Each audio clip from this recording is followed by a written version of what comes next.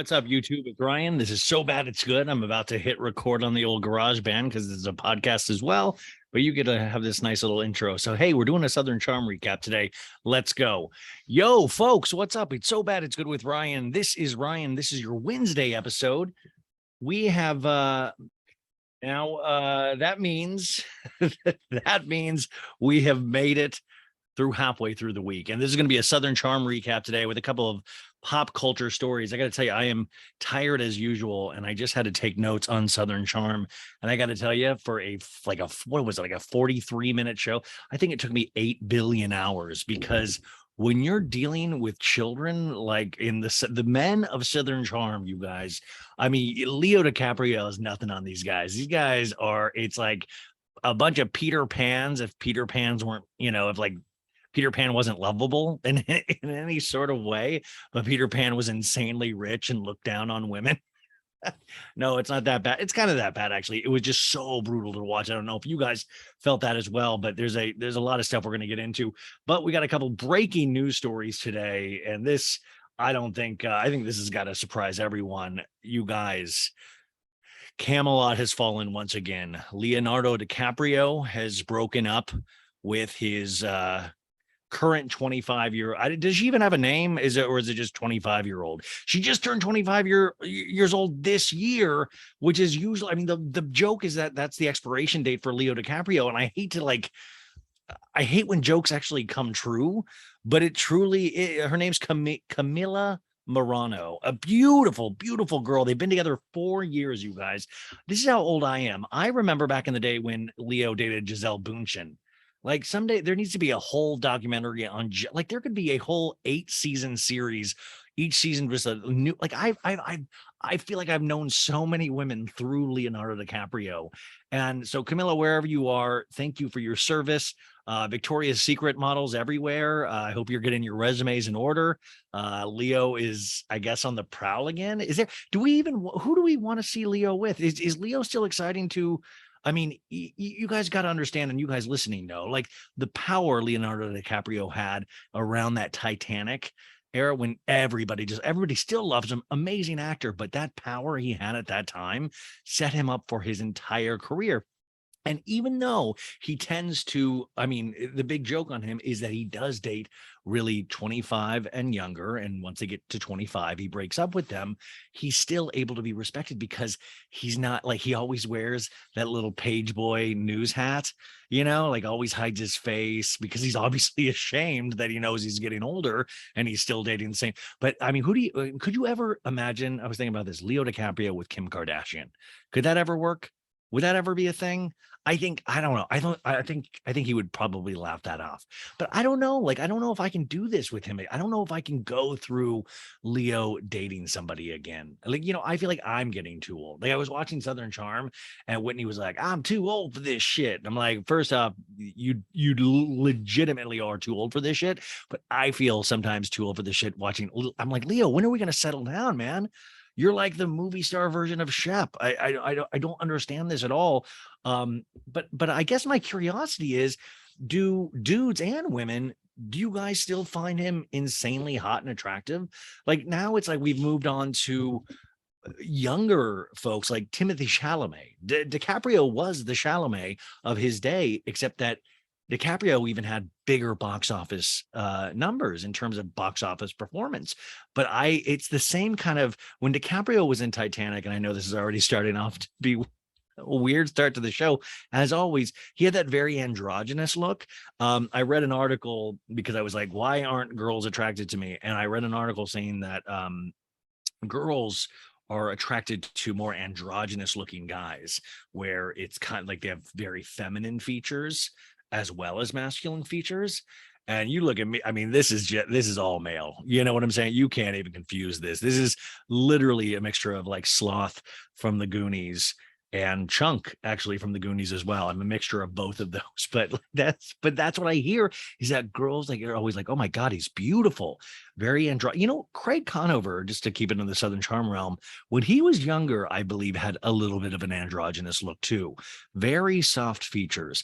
Austen, soft features, but more of like a doughboy, kind of like he reminds me like the Pillsbury Doughboy. but like, if he had a body count in terms of like sleeping with women and then hurting their feelings, did I do that? So Leo, man, that's crazy. Another thing, and this is going to be a big trigger warning for everybody out there. I saw an article today that just turned my stomach, and it upset me so much. So I just want to warn you guys, especially if the kids are in the car, if you need to just pull over and throw them out for a sec. This will only be a minute, or you can get out of the car. I don't care which, but I don't think kids should be listening to this part of it.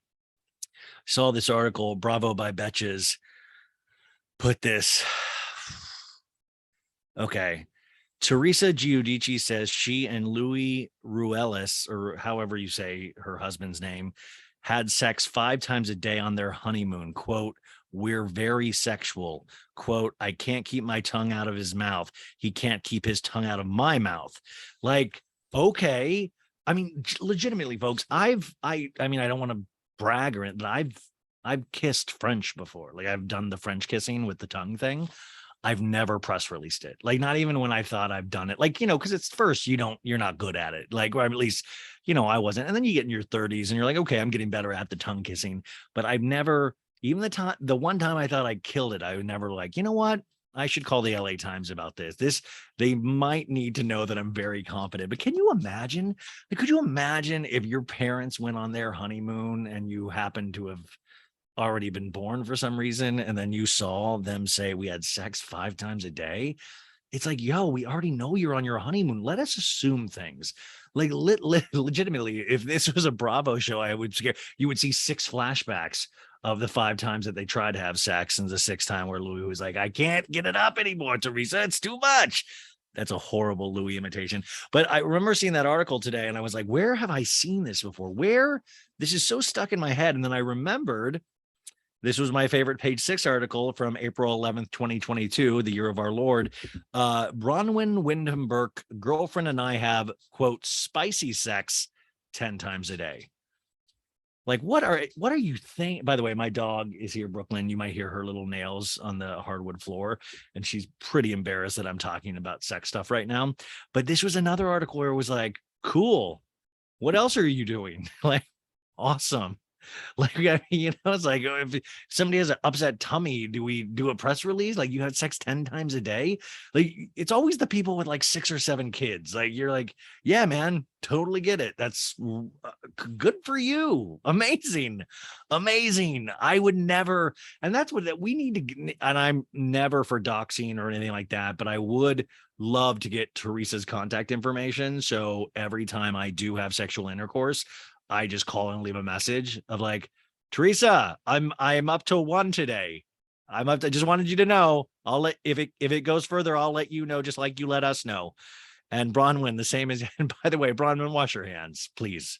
10 times a day, spicy sex. Oh God, it's too much. And I'm not, listen, maybe I am a prude. Who knows? I don't think I am, but I think it's just it's not like sex should be kept in secret, under covers or a sheet or anything like that. I think it's just the press releasing of this. Okay. In other weird sexual news, Real Housewives of Salt Lake City, the trailer is supposed to premiere today on Wednesday at some point. I think it's going to premiere on E! News. That's what I'm reading just a second ago. So we'll see. And we will be covering that. There's a rumor that I might be covering that just on the Patreon. So you guys go sign up for the Patreon. That is the rumor I'm hearing around town. I don't know if that's true, but please, I'll let you know as soon as I know if that rumor is true or not. But I think it's going to be an insane season because Jen Shaw is already acting batshit crazy. Let me share a tweet with you today that really made me laugh. I was like, oh, this is so good. I actually retweeted, you guys. I retweeted this tweet. I thought it was so funny. This account, the account is Fix It Jesus, says Real Housewives fans are like, quote, sis clocked in this season, heart emoji, laughing with the hand over the face emoji, end quote. And it's just a 50-year-old woman going to jail. Come on, that is hysterical. But that really is the Bravo fan base. We are such a weird, ungodly lot. Like, I mean, just weird. Like, it'll literally be like, this old lady bilked a lot of elderly people out of their retirement funds. Yes, you go, girl. This season is lit. Like there's gotta be a place where we draw the line. I keep saying this day in, day out. We are on now day 635 of Lisa Rinna acting like a complete kook online. She is now trying to throw in rumors that she thinks Lisa Vanderpump is behind the bot attack. Now listen, Lisa, like I'm fine with Lisa, but I'm not like a big Lisa stan. I can control myself and how I feel about Lisa Vanderpump. But I do want to remind people Lisa does have actually a bunch of working businesses and not just like Rinna Rosé and Rinna Lip Kits, where we get our makeup in from China and then we repackage it. Like, no matter if you hate Lisa or love Lisa, she's got a lot of businesses. And those things, you hire people to help you out. But I know Lisa's done some really shady shit in the past on Housewives, but I got to tell you, she's not behind the bot attacks, Lisa Rinna. And if she is, I will eat a shoe. And it can be a shoe of your choosing. It can like, I will eat a shoe. Or like, listen, I already said this too, YouTubers. I think I'm almost halfway there, but if I can get to 5,000 subscribers, I will eat a raw onion. And you're like, Ryan, who cares? I like raw onions, but you guys don't know me yet on YouTube. I hate raw onions. Raw onions legitimately give me the heebie-jeebies. It's not natural. That crunch isn't natural. It's literally giving you a signal with what it does to your eyes and the tears. I'm like, that's literally God's way of saying you shouldn't be involved in this. Loved grilled onions, though. Isn't that weird? Loved grilled onions. Just the thought turns my stomach. Sometimes the crunch of that, like if you like crunch, why don't you go for celery? Celery doesn't make you weep, right? Onions always makes you weep. So Lisa Rinna, I'm sorry, I don't think Lisa Vanderpump is behind the bot attacks, but whatever is happening, I hope you are getting the help that you need. Okay, should we just get into it? Because I mean, I've got a lot to say about this episode because we ended last week's episode. Oh, wait. Can we do the let me do the theme really quick, okay? Oh, and also if you like this show, 5 stars on Apple Podcasts and Spotify, please. Like I said, join the Patreon. Also got a new podcast called What the Kids Are Watching, which is a children's TV recap show with me and my co-host, Natalie Pouchet. I swear to God, it is funny. Check it out. And especially if you have kids, I think you will greatly appreciate it. And I think that's everything. I know I always ask so much for you guys, but thank you for always being so supportive. Okay, now I'm going to play the Southern Charm theme song. Sorry, YouTube, you're not going to be able to hear the Southern Charm, but if you go listen to the podcast, you can hear it right now. Mia Sable, oh my God, Mia Sable, wherever you are, that's the singer of that song. Just knocked it out of the park. That's what I imagine when they did that 80s song, We Are the World. They knew they had magic, I think. And I think it's the same thing as the Southern Charm theme song. It's literally like a virus. Like it starts where you're like, I think it might be kind of annoying. And then you just fall in love with it. And then all you're doing all day long is like bapa doing to yourself. And then when you hear it again, you're happy, like, because it's been in your head. But when you actually hear it, you're like, yes, the song that is going through my head 24/7 all the time, every day, nonstop. Like I am not sick of that song. Like there were times, like I got to be honest, I am sick of the Vanderpump Rules theme song, and I know that's sacrilegious, but I am. But that's okay. It's like doesn't affect my love of the show, but the song I'm over with. But the Bapa-Doo, the Bapa-Doo, the Southern Charm, still love it. I mean, still, it's so pure. It is such a pure song. You know what? In fact, and I know this sounds maybe a little crazy, but that's what this podcast is. Wouldn't you love just a whole album of covers of just that one song? Like you get like Stevie Nicks to do a Bapa-Doo. You get Celine Dion. Maybe you throw in like a Drake. Wouldn't Drake really kind of do an interesting version of that?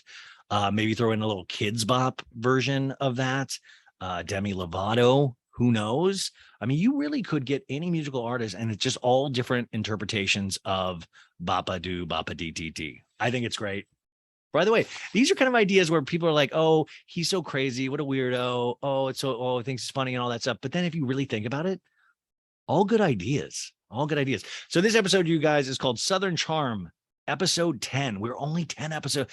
Every time I say we're only this number of episodes into the season, it always feels like it's double that number. This episode title is called Walking on Eggshells. Now, Walking on Eggshells, we always derive meaning from these titles. Bravo knows what they're doing, or at least they want to act like they know what they're doing. So walking on eggshells, you know what? That's kind of, that's when you're like, oh, I'm tiptoeing around somebody because I'm like, it's like a weird situation. So that could cover every relationship in Southern Charm. So right there, it works. It checks that box. But walking on eggshells, then I was like, I remember last week in the preview, they're doing like an egg toss and Shep calls Taylor a fucking idiot. And I'm like, maybe then it's all tied together walking on eggshells. So I got to say 5-star title this week. 5. I think it works on all levels. I'm very happy for everybody involved in the creation of this title. Now, this is the description the cable company gives us. Tensions continue to rise on the group trip to Aldebras. Craig demands apologies. Olivia wrestles with her feelings for Austen. Whitney deals with the repercussions of breaking bro code. And an egg toss scrambles Shep and Taylor's relationship. There again, they did it with the egg toss scrambles because of this, scrambled eggs. How that's so funny in so many levels.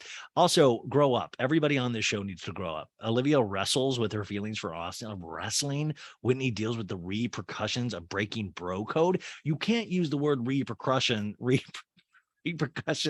and then use bro code in the same sentence. It cancels each other out. It's completely dumb.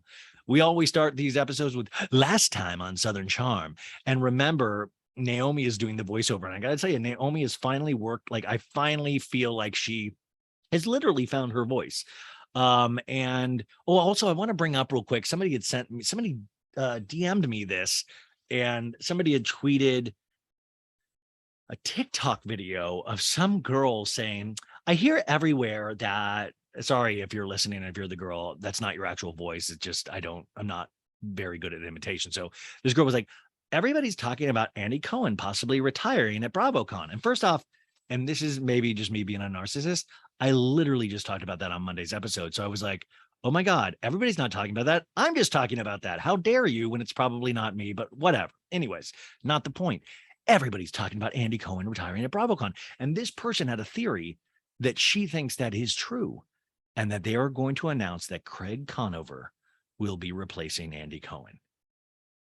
Now, to that girl who made that TikTok video, congrats on creating something. Like, that's you always hats off. It's always better to do something rather than nothing, right? Also, it's a completely not that would never happen in a million years. Let me walk through why. And I've said this before. First off, Craig Conover is a straight man. I don't think any straight man should ever take over for Andy Cohen. I think this primarily should be a woman or a gay man. Call me crazy. That's what I think. Craig Conover also, just even think about the delivery. People give Andy Cohen such a rough time, and I don't know why. I love him. I think he's such a great ringmaster, and he's so energetic and excited, like a good host should be. How does Craig Conover speak, you guys? Shep, why is everybody always Austen, you didn't say Austen, you're my best friend. Austen, you said, Shep, you said my compels your story. Come on. You go, hey, welcome happened to watch what happened to. It's me, Craig Conover. Tonight, we're sitting with amazing guests from Real Housewives of Salt Lake City. No. Also, too busy with the pillows. And he also has, if I'm not mistaken, a law firm. I think he probably has 2 or 3 other businesses on top of that. Plus, he's trying to build his dream home that Paige can move in. He's too busy planning his dream wedding to Paige before he would take over that spot. I think that would be the dumbest move. Because then I was trying to think of the pros of it. A lot of girls lust after Craig Conover. Craig Conover can be a guest for the rest of his life. Girls can still lust after him. You don't give him the keys to the kingdom. Unfortunately, I am calling Bravo the kingdom, which is just totally dumb on its own base. But no, Craig Conover, no. I do legitimately think that Andy Cohen will retire sooner rather than later. I've been saying it for a year now, at least, because I just think you have to listen, I'm getting tired of talking about this stuff. It's exhausting sometimes. You talk to Danny or talk to the Watch What Happens. It gets exhausting dealing with. I just don't think Craig Conover has it in him. I think Craig Conover has the desire to be super successful, and I think he is successful in a lot of ways, but I don't think that success would ever go into hosting. I just don't. Paige would be a better host than Craig Conover. Paige actually has more of hosting ability than Craig. And if you guys can't see that, you're not looking clearly enough. So I think where I could see Andy announcing a retirement, I also don't know if that would not necessarily be at Bravocon, because to me, that would be a bummer. Like, hey, everybody, we got you in a big room. Want to make a huge special announcement. I'm leaving. Yeah, like that would be so kind of a damper on the, like do it on the first night and the rest of the weekend is like a funeral service. It's like a Viking funeral, which is taking the clubhouse and throwing it out to sea and burning it. So I wanted to talk about that rumor really quick. So yeah, previously on Southern Charm, Naomie says, and this is the only thing we get of poor Chubbs, Caleb, Chleb, whatever you want to call him, Kathryn's ex. We only get this scene of them breaking up again in the preview at the beginning. He's like, well, I'm just going to leave. And she's like, yeah, I think you should. And Naomie's like, as Kat and Chubbs decided to leave each other for good, the rest of us got together for a weekend away. And then when he's like, this is all the bros, everybody. And Whitney's welcoming him. He goes, this is a Frank Lloyd Wright house.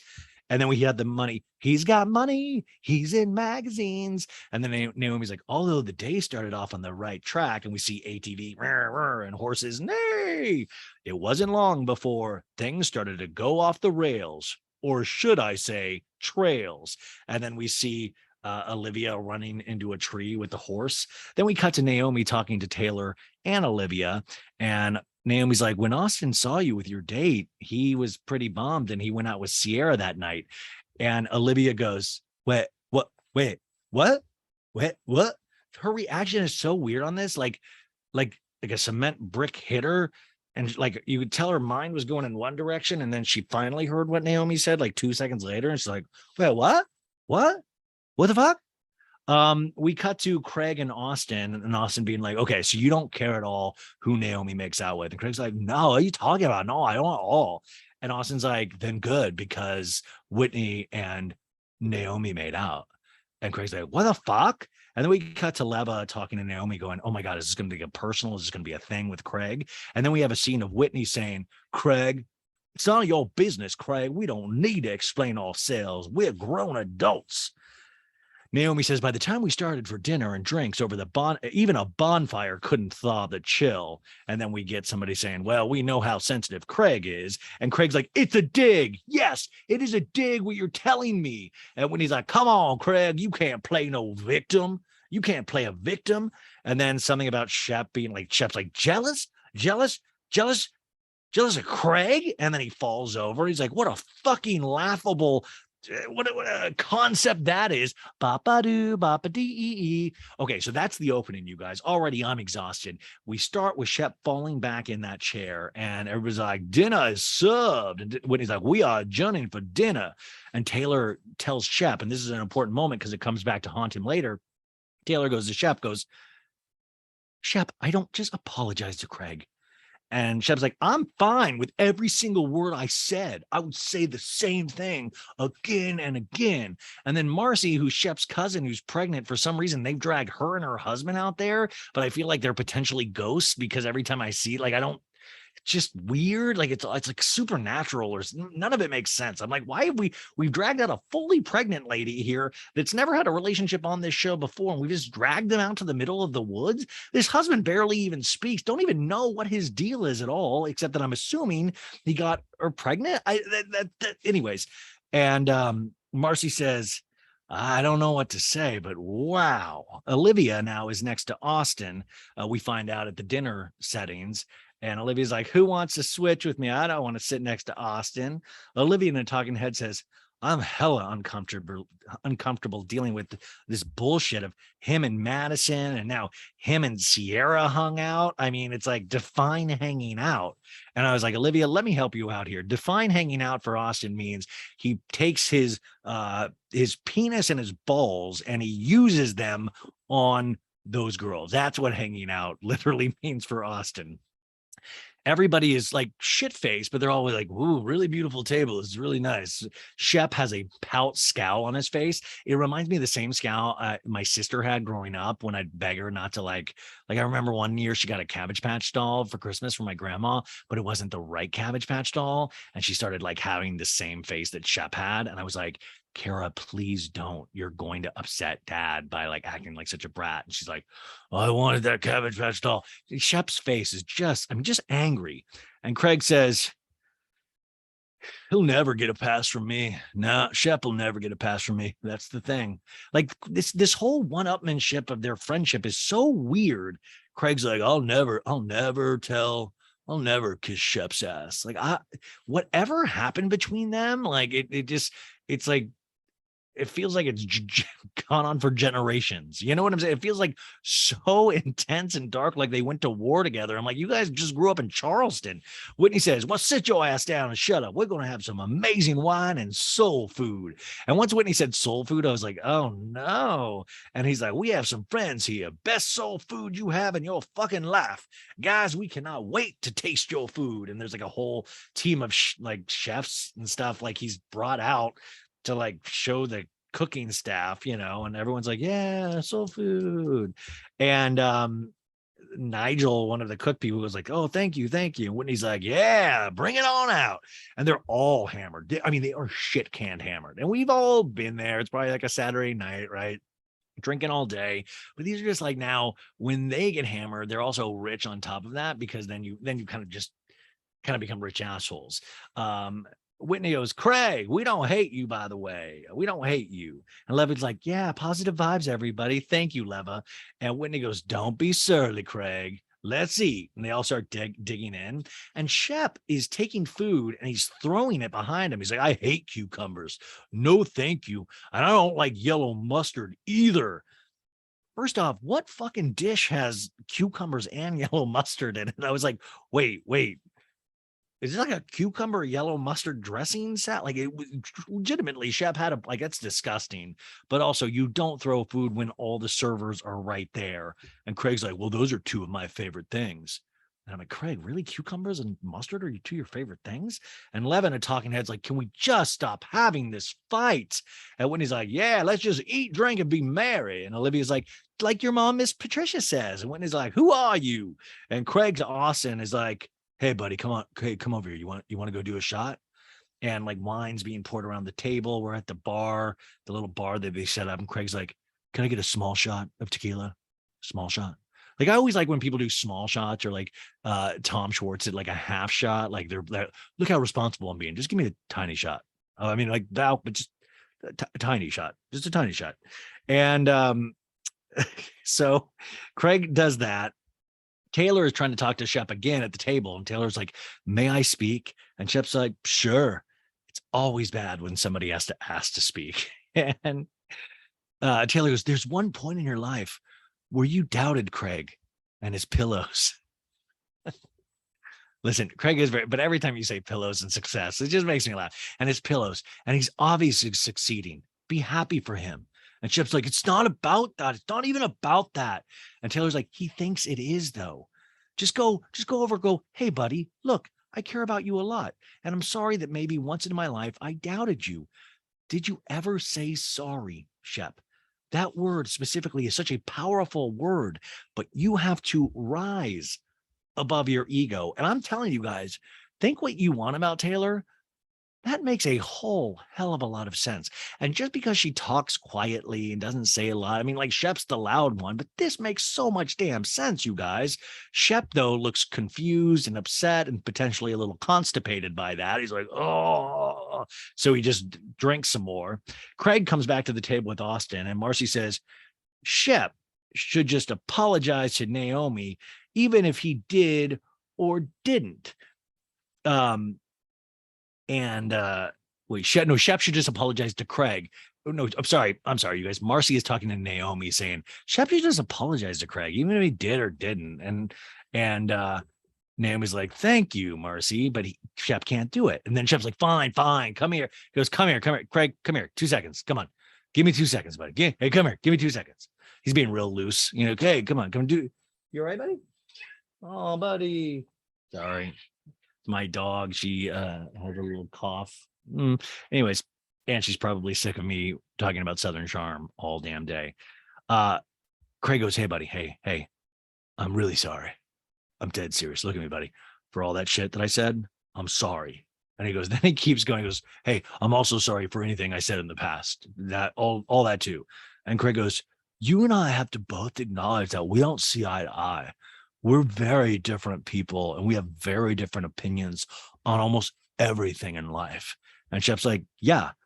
And Craig goes, but we both have to be okay with that. And Shep's like, Craig, I love you, Craig. Let's just have fun. And Craig goes, okay, I do love you. I love with these men, and I'm like this too. When it is like they fight big, but they also love big, you guys. It's always I love you. I love you.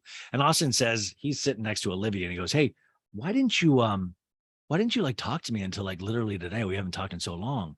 And she's like, oh, so we're like doing this conversation now? And Olivia goes, Taylor, do you want to go get a drink with me? And like kind of gets up from that conversation with Austen. And Marcie's like, where's everyone going? Like literally, that's what I was thinking too. I was like, they're all dinner's served and everybody's just wandering around like in different formations, different groups, not even headed in the same direction. Like people were like, let's go look at these fireflies over here. And Austen to Craig goes, hey, did Shep apologize to you? And Craig's like, yeah, he apologized, but the problem isn't with the person that you're coming at. And when people act out, they're doing weird things with themselves. And I'm like, Craig, what are you talking? Are you talking like Shep's diddling himself? What are you talking about? Craig, by the way, when he's doing this, is holding two forks, one in each hand. And he's making this stabbing motion on the table. And Naomie looks like she thinks Craig's an idiot. I always love the Naomie reaction shots, especially with Craig, because she'll be like, what an idiot. Like you could just read her thoughts. And Craig's like, it's because they're not fucking happy. And Austen says, you do it too, Craig. You act out too. And then we get a flashback to Whitney saying, you're not a fucking victim, Craig. You're not a fucking victim. And Austen says, you were acting out, Craig. You were doing crazy shit. And Craig's like, what? And he has like the forks in his hand. And people are, and Austen's like, can you put the knife down? And Venita's like, yeah, put the silverware down right now. And at this point, Craig stabs both Venita and Austen. And it's a tragic episode. Really, it was, you could tell the camera people were shocked. Just like a lot of screams. And just Craig, just maniacal. He's in a very chunky sweater and he's just running around with these knives, just stabbing people all with no. Craig goes, this is my problem with what you just said, Austen.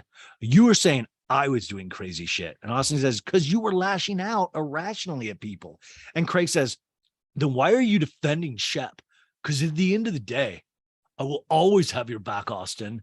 And he gets up from the table. And Craig goes, I thought we were good. Are we not good, Austen? And Austen goes, we're good. And Austen's like, is this first level delusion?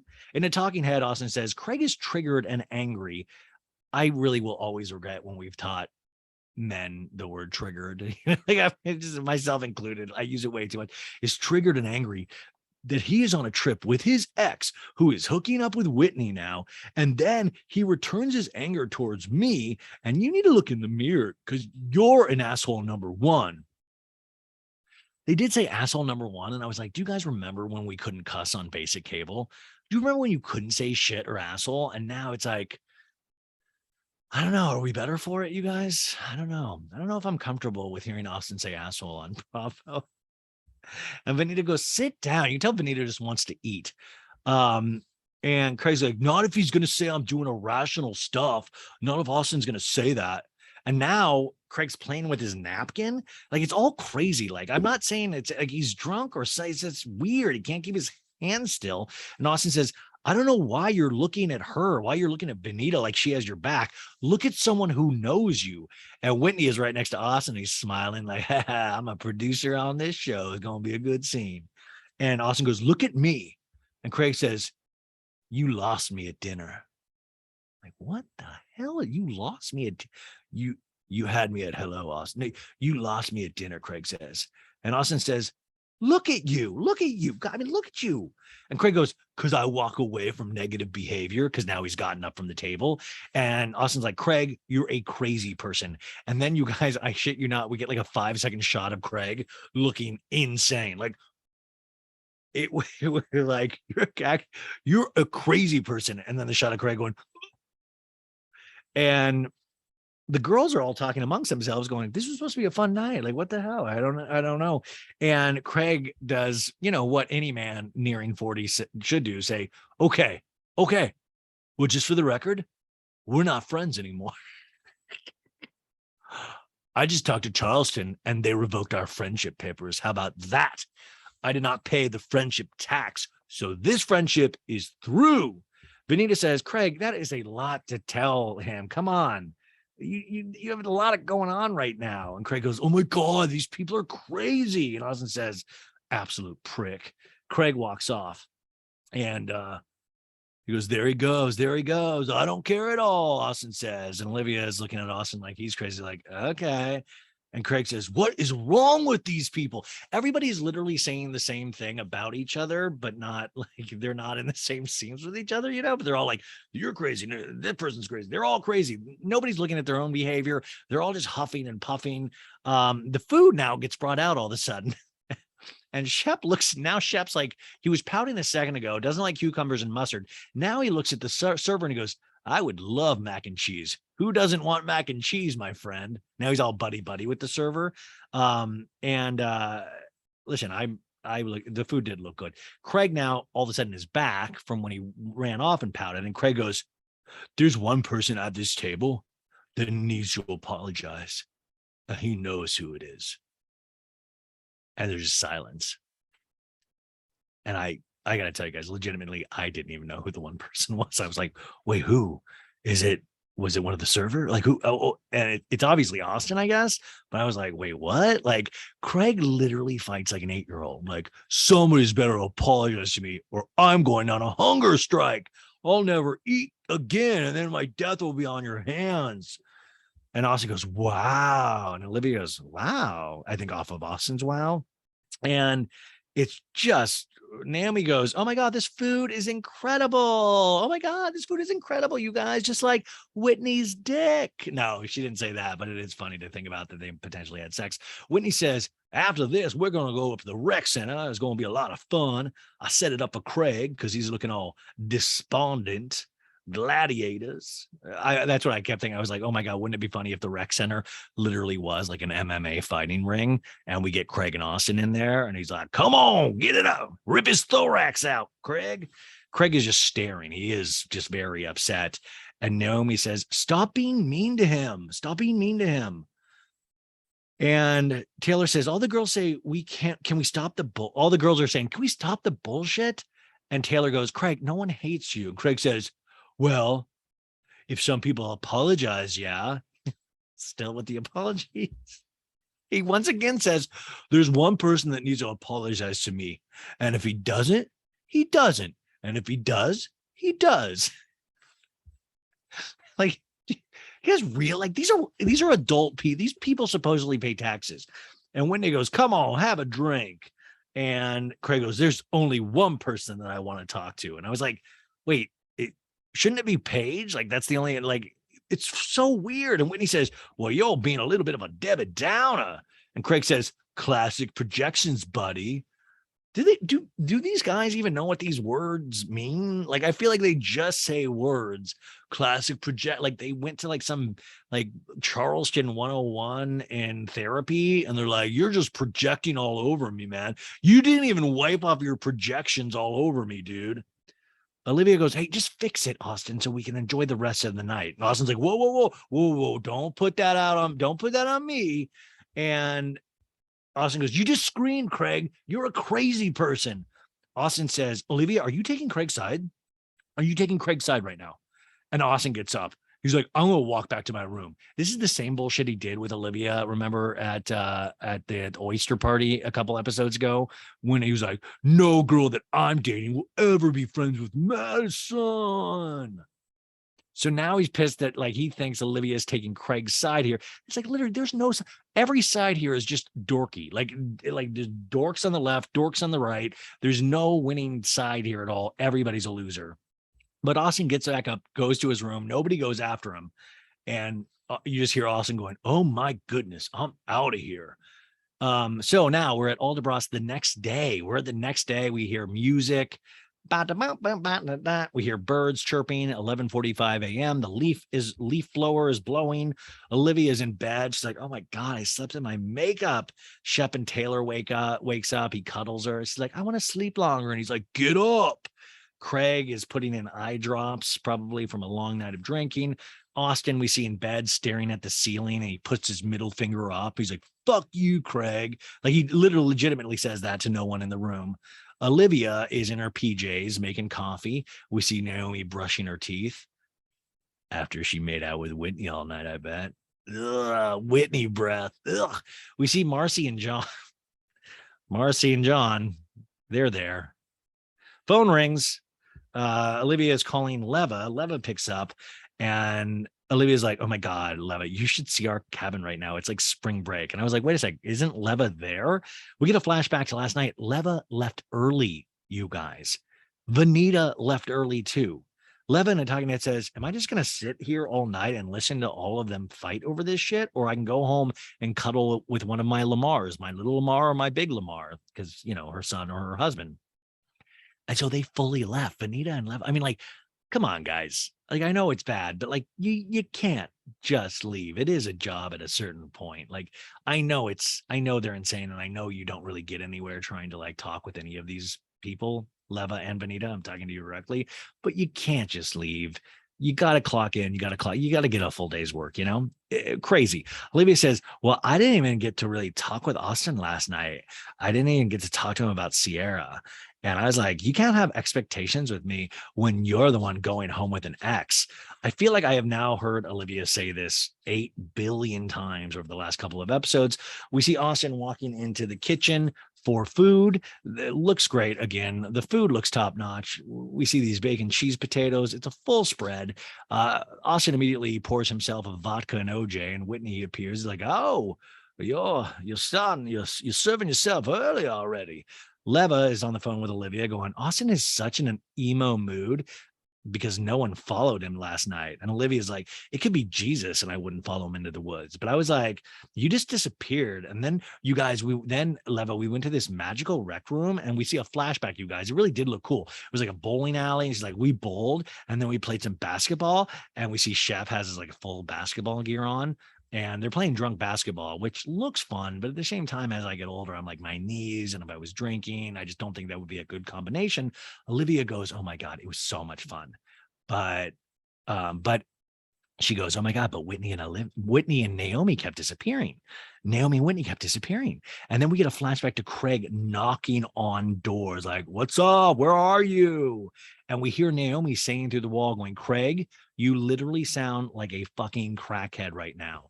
Craig has a big sword. I shit you got like an actual sword. He goes, "I'm just like the guardian of this house, and I hope you find happiness. I will protect these gates." And I was like, "Oh my God, are you guys doing blow? Like, what is going on? What is allegedly going on here?" When you pull out a sword, there's a fucking this like like a dork Lord of the Rings here. We cut to Craig calling Paige, and he's like, "Hey, baby." She's like, "How's it going?" You can tell she's laying down in bed, even though we don't see her. And he goes, "Oh my God, everyone knew that Whitney and Naomie have been hooking up." And Paige is like, "What?"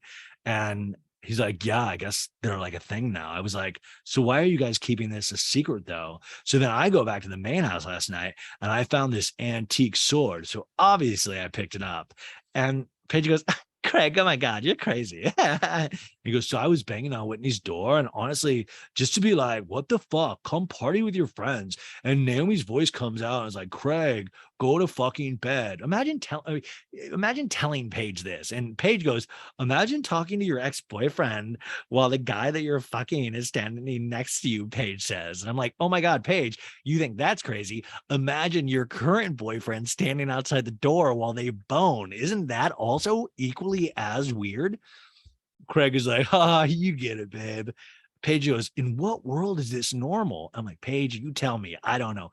Whitney now is talking to Austen in the breakfast nook area, and they're watching Naomie walk in. And Whitney goes, "Her gait has an elegance." And I was like, "Oh my God, you're so gross." Her gait, like, talk about her like a horse. Like, don't they always talk about like a horse's gait? And Austin's like, "Her gait?" And Whitney's like, "The way she walks." Naomie hugs Whitney. Good morning. And Austen says, we were just commenting on your gait. And Naomie says, like gate, like a opening a gate. And Whitney's like the way you carry yourself when you walk. And Naomie goes, is it weird? And Austen says, but Naomie goes off to get food. And Austen says, Whitney, come here. And then Austen winks at Whitney. And Whitney's like, are you winking at me? And Austen says, what'd you do all last night? He goes, well, we drove around the property, saw the moonlight, had a glass of wine, and we listened to some Kenny G. No, that's what it sounds like. That's what it was like. And then we listened to Michael Bolton's greatest hits. Have you ever heard Soul Provider by Michael Bolton? I danced with her in the moonlight, Soul Provider. We get a flashback to them, to Whitney and Naomie talking, saying, I heard Craig interrogating Austen about us, and I know Craig was pissed at me at dinner. And Naomie's like, he just doesn't understand. And when he goes, I know I'm loyal to my friend, but you're just a great shoulder to cry on, and I thank you for that. And Naomie goes, that's me, just a shoulder to cry on. And Whitney goes, a naked shoulder. And literally, I would have vomited on that naked shoulder. It's too visual for me. Like, gross, naked shoulder. Like, ooh. It just does not feel right in any stretch of the imagination. But also, what did that mean, though? Shoulder to cry on. Like, was like Whitney like, I want to tell you about some of my past loves that I've never been able to get over. Like, what did that mean? I wanted more of that scene. Craig now comes in, and Whitney goes, good morning, Squire. And Craig's like, what are you, like a Russian mobster? Because Whitney's dressed in a tracksuit. And Austen says, what kind of sociopath acts normal the day after a psychotic break about Craig? Because Craig comes in like nothing ever happened. And Whitney goes, he knows it's wrong. He knows it's wrong. He doesn't even care.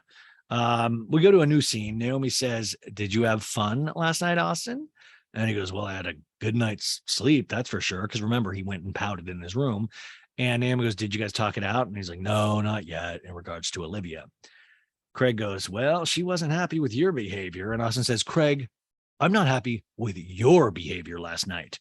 And Craig goes, well, there's a lot of people that weren't happy with your behavior last night. And Craig goes, and Olivia was one of them. And Austen says, a lot of people weren't happy with my behavior, Craig. Okay, yeah, okay.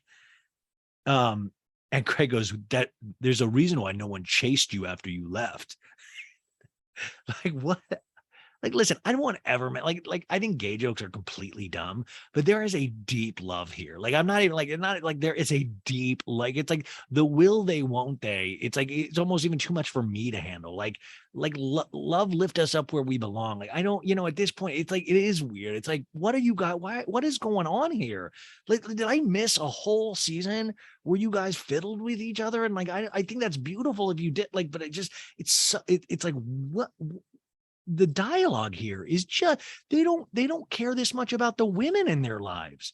Shep and Taylor come in at this point, and Craig says, Austen, there's no one here that will side with you over me. And Austen says, all that you do is keep on going and being an asshole. Austen goes, unbelievable. Olivia says, of course, I just came in. I should have known the lovers' quarrel with Craig would be going. Didn't know this was going to continue to be a thing. Austen says to Craig, you're a crazy person. And Craig goes, God, I hate him. And Olivia says, of course you're fighting. Whitney in a German accent goes, let's do the American pedestrian games. Let us do the egg toss. You guys, I shit you not, I don't know why he did it in a German accent. They go outside to start this egg toss. Shep is in a good mood. He's on the hammock and he's like, Craig, get in the hammock with me. The water's warm in the hammock. Get in. And Craig says, and then Craig gets in the hammock and Austen's like, Craig, don't get out of the hammock. Don't get out of there. God damn it. And Craig gets out and spills beer all over himself. And Shep's like, you spilled beer all over yourself. And Whitney says, I'm too old for this shit. And like Whitney, I was like I said at the beginning of this recap, you are in your late 50s, Whitney. And it is not, I know you're the producer of this show, but it is weird. It's weird. Shep asks to Olivia, are you still mad at Austen? And Austen is right next to him when he's saying this. And she's like, yeah. And Austen's like, yeah, why are you upset at me? In a talking head, Olivia goes, you're just going to play naked twister with your ex and you're going to try to be mad at me? And Shep says, okay, we need a lot of space for this egg toss, okay? And Craig says, how much space do you need to toss eggs? And Shep says, they call me Old Egg Toss. And I'm like, that's a stupid name to call anybody. Whitney, of course, won't play Egg Toss because of probably his knees. And he's on his phone fiddling around. And Craig says, come on, buddy, please toss an egg with me. But Whitney won't do it. He is uneggable. Craig and Shep are challenging each other to, no, I'm sorry. Shep and Austen are challenging each other as men do to throw an egg at a tree. And so Austen's like, yeah. And then Shep hits the tree with an egg. And I got to tell you, it's pure joy. This is very men right here, where it's like dare people to do stupid shit. Like my buddy Andrew, we used to dare him to like drink a bottle of Tabasco sauce, and we'd watch him do it. And I swear to God, I'd never been happier in my life. Or one time I won at Flip the Cup, the Flip the Cup beer pong kind of thing. And my team won once, and I was the last guy, and it was up to me. And I drank the beer and I flipped the cup and I got it on that first try. There's a picture of me from that night that my buddy Dusty has. I was happy as I've ever been in my life, happy as I've ever. So this is what this kind of shit is toss the egg, and he gets it. And it's like pure joy. And you don't see this joy with Shep with Taylor, he gets the joy from throwing eggs at trees. So Austin's like, that was money. That was money. That's another. I love when guys are like, that's the money shot, man. Austen says, okay, with the egg toss, though, everybody have soft hands, just like in Mighty Ducks, soft hands. Taylor and Craig are playing. They're all throwing eggs. I don't know, man. I don't know. Like, I'm not into egg tossing. It feels a little bit like Randall Emmett with pickleball for me. They're all throwing eggs willy-nilly. Eggs breaking. People are getting eliminated.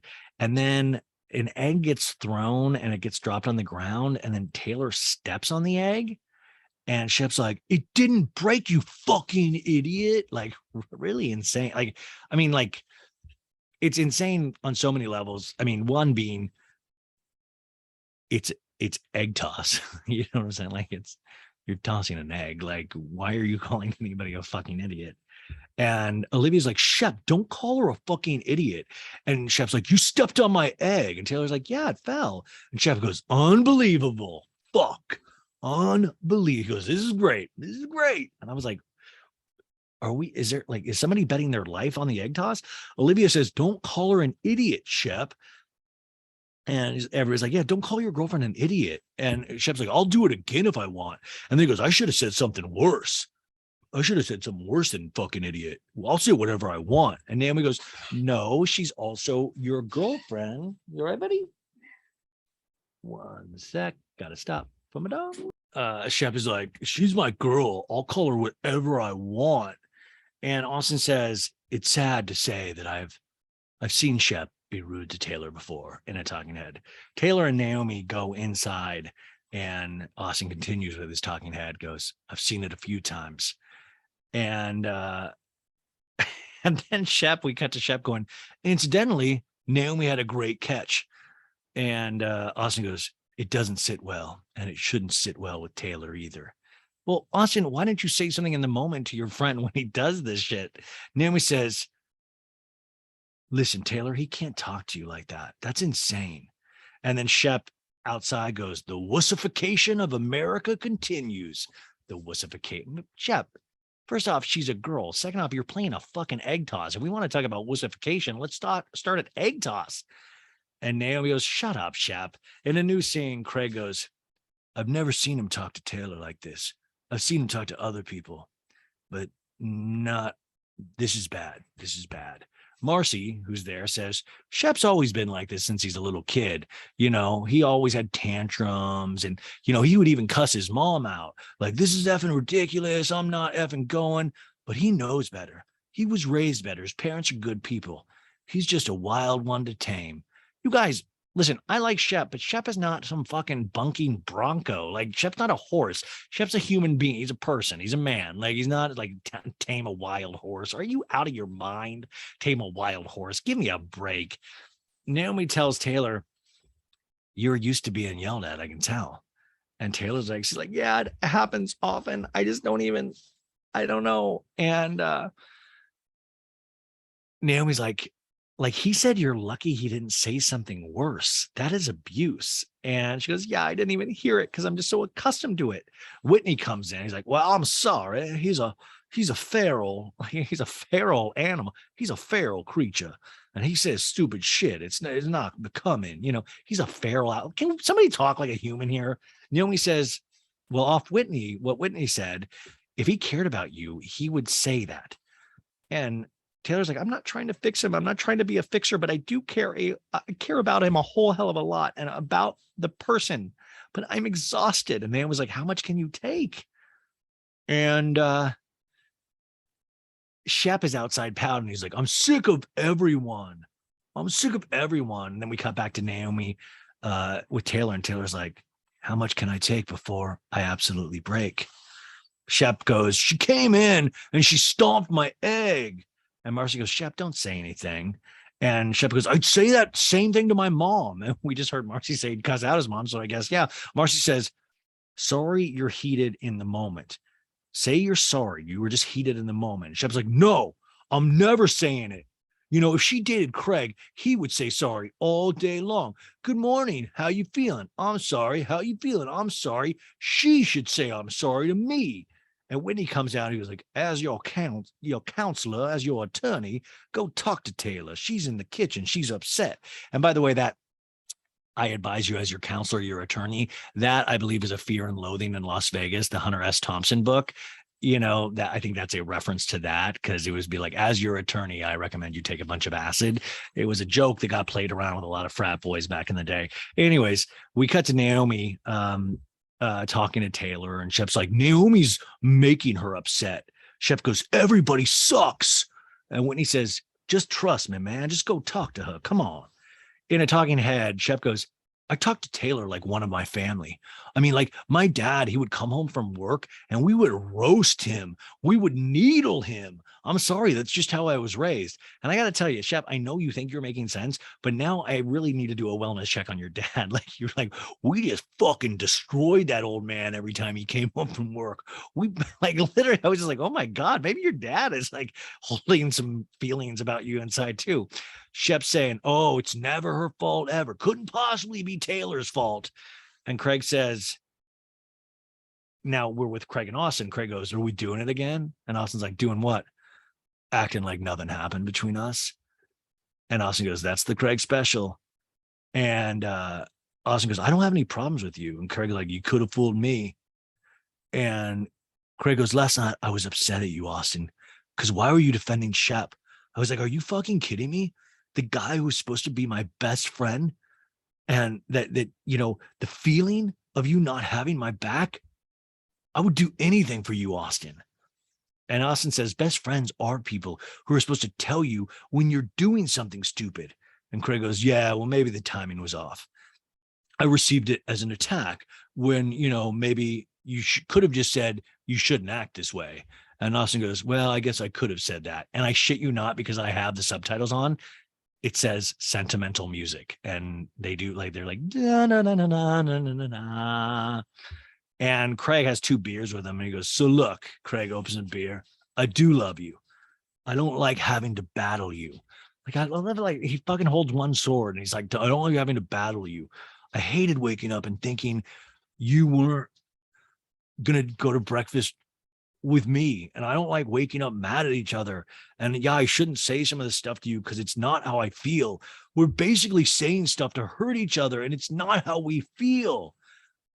Guys, if you like, come on, Paige, if you're watching, come on, Paige, come on, it's weird. In a talking head, Craig goes, I need to truly accept that when I'm drunk, I don't blow up for all the things that piss me off. Austen says, I do have your back, man. If you think I don't, you're wrong. And Craig goes, look, hey, can we hug? Can we hug? And Austen's like, and Craig's like, you don't want to hug me? And Austen goes, okay, let's hug. And Austen goes, I can't keep on doing this cycle with us, which is very interesting because it's a very similar cycle to Taylor and Shep, if you think about it. And Craig's like, yeah, let's work on it. I have expected him to go, let's work on it, baby. Don't cry, baby. Austen says, I'm never going to apologize to Craig for shit in a talking head. Austin and Craig at this point walk to the tennis court, and Craig's like, "Why did Shep just storm out of here?" And Whitney goes, "I suggested he go talk to Taylor," and she seemed a little bit upset. And Marcie says, "I said apologize," and he goes, "I'll never apologize." And Craig goes, "I dated someone like that once, and now Whitney's dating her." And they all laugh because it's fun to make fun of women when they're not there. Olivia laughs, Marcie laughs. It's wild. I still think it's wild that Venita and Leva totally laughed. We cut to Naomie with Taylor saying, "I'll literally fight him if you want me to." Shep walks in, sees Taylor crying, crying, and Taylor gets up, walking out the door, and Shep goes, "Okay, Naomie, go ahead, lay it on me." And she goes, "Okay, what attitude is that?" She's crying because of how you treated her. And Shep goes, "Look, I am not Mr. saying everything right all the time. And if that's the problem, then, look elsewhere." Like, I love that. It's like, I'm not basic. Treat you with human decency. And if you're into human decency, then I guess you can just look for somebody with human decency because it's not going to be this guy.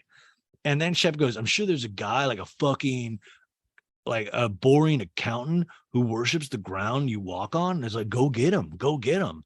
Like, literally, that sounds not like an accountant. That sounds like a stable job. Like the boring thing. There's so much TV on these days. You don't need somebody exciting. Worship of the ground you want. Like, yeah, Taylor, that sounds like great. I love that this shit is actually coming out of Shep's mouth. Naomie says, "When you hurt somebody, even if, it's not what you think, you need to apologize. Acknowledge it. It's not a weakness. It's a strength, Shep." And Shep goes, "Fine, I'll change who I am." And Naomie goes, "That's not what I said." And Shep goes, "I mean what I say what I mean." And we cut to Taylor walking and crying. She calls Craig. It's like, "Hey, where are you guys?" And she's like, "Oh, we're at the tennis courts. We'll meet you back at the place." And she's like, "I'm going to pack up my things and leave." And Craig's like, "No, me and Marcie are going to come talk to you." And Taylor's like, "Who is Marcie? Who is she? I don't know who that is. Is that a character on the show?" No. And Craig goes, "We got to go." She's crying. He's like, "Oh my God, I didn't know she was that upset." And Craig says, "It didn't go well inside, clearly. Okay, let's go talk to her." Shep back in the scene. He goes, "I don't care about trivial bullshit. I just want to shoot hoops, eggs, laugh." And then Naomi goes, "Okay, well then let's go do that because nothing is happening here. You don't need to talk to her today." And Shep goes, "Well, that's not going to happen because I'm dating her because I'm in love with her. So you'll see." And she goes, "Okay, but talk about this." And Shep goes, "Thank you for your great advice, Naomie." And Naomie says, "Shep is out of his mind," to Craig and Marcie outside. And Marcie says, "Taylor is a strong girl. So if this made her break, that is bad." And then Craig pulls Shep aside, goes, "Hey, she asked us to come talk to her." And then we see Austen pulling Olivia aside and he's trying to be cute. He's like, "Swim on over here." And Austen goes, "You've been away for like a week now. Like, what's going on over there?" Now we cut back to Marcie seeing Taylor crying. We cut back to Olivia to Austen going, "Hey, you think they're upset because do you think I started the throwing the egg thing?" And Austen's like, "Yeah, you definitely started the problem. Wink."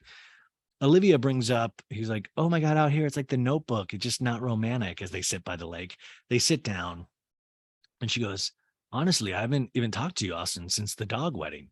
Like, how do you keep a straight face when you say dog wedding in a sentence?" And Austen's like, "Yeah." And she goes, "I got word from Leva and Naomie, you were unhappy with my date situation, my blind date situation." And Austen's like, "I was just really bummed. And I know it's my fault. I was like, hey, like, have fun and like take it slow. And of course you did like everything that I said to do, but it's like a product of my own indecision. But I don't want to be with anyone else. I want to date you." And she goes, "Oh, really? Well, what did you do that night?" And Austin goes, "What did I do?" You could tell he said, "What did I do?" Because he was like, "Oh shit, should I lie or tell the truth?" He's trying to put it, And he goes, "Normally what happens to Olivia and I, you know, normally what would happen on a night like that is that like me and you, we would go out with a bunch of friends, but we couldn't do that because of your blind date." And she goes, "So did you go out with other friends?" And he goes, "Yeah, I did, with Sierra." And she cocks her head and he stammers. He's like, okay. And she goes, did you go home with her?" And he goes, "It was a great time to reconnect." It was a great time. Sounds like a Hallmark. "If you're looking to reconnect this fall, go to Austin's house." He said, "The fact, we hadn't spoken and everything." And Olivia goes, "You're so full of shit." And he goes, "No, it makes no sense that you're like, no, what did," like, he's just stammering. He's talking out of his ass. And she goes, how are you so bothered by my blind date setup when you yourself are going out with someone you had a past with? And he goes, Olivia, does it actually bother you? And there's like a pause. And she goes, I just wish you could have told me. I'm like, Olivia, it should actually fucking bother you. And he goes, okay, well, Olivia, I've been thinking about you. I really like you a lot. And I'd like to put my penis inside of, he goes, and I want to date you. And I was like, wait, what? Like, how did we get like, and he goes, I don't want you seeing people either. I genuinely care about you. Let's just communicate and be honest and go from there. And I was like, wow, look at Austen wins again. Charmed life. And she goes, yeah, because if you came up to the party when I was on the blind date and told me all of this, this could have been avoided, but let's just talk about it with each other. And he goes, I agree, Olivia. And she goes, yeah. And he goes, yeah. And then he smiles. We cut to Shep opening the door and he's like, can I talk to Taylor, please? Can I talk to Taylor, please? And Craig says, no, come here. No, Shep, come here. Come on, Shep, let me talk to you. You met the one girl who loves you for who you are, right? And Shep's like, right. She doesn't ask you to change. You know, you always tell her, this is who I am. And he goes, yes. And I appreciate her and love her for it. And Craig goes, but being considerate and kind and nice, that's the bare minimum. She's not asking you to change. Whatever happened to you upset her. So say, hey, baby, I didn't mean to upset you. Craig goes, this is what we dealt with, right? I do want to point out this is the exact conversation they had at the beginning, but it was Taylor telling Shep to apologize. And now Craig is telling Shep to apologize. The common thing there is Shep. He says, yeah, I treat relationships the same I do with women and men. So like I can be aggro with men and I'm aggro with women too. And Craig goes, so you have a choice to make. If you do love her, and I know you do, say, I love you. And I'm sorry. It's just a choice you had to make. You know, it's not about changing who you are. And Shep says, okay, I'll apologize because I'm in love with her. And Craig goes, that's fair. And Craig goes, life's about choices. And Shep says, Craig, you're the only one qualified to talk to me about Taylor in this group. And Craig says, sometimes you have to do things when you're in love. Like, what do you mean do things? Like when you fuck up, you have to apologize? Like you're not like it's not like this is fake. You actually fucked up. And then Shep goes, can we talk, baby? Please, please, please. Taylor, can we talk, please? I'm begging you. And she's like, I really don't know. And he's like, I'm begging you. And she goes, all right. Marcie and Naomie leave. And Taylor goes, this really sucks. This really sucks. And they're sitting on the bed. She sighs deeply. We cut to Craig going, I hate packing. Bring my battery charger with you, Austen. I love you. And then Austen goes, you're such a disease. He's like, you call me a disease? Like, it's all flirty. Marcie and her husband are doing something. Anyways, and we cut back to Taylor crying. And Austen goes, he goes, I don't want us to be the couple that everyone's like, are you okay? Like, I think we're okay. I think, right? And he goes, you know, I'm sorry. And you know, I love you. I love you, baby. But you know, I'm not perfect. You know, I'm difficult to be with. Yeah. And I'm stubborn and opinionated. And yeah, I'm loud. And yeah, I've got loads of hair on my ass area.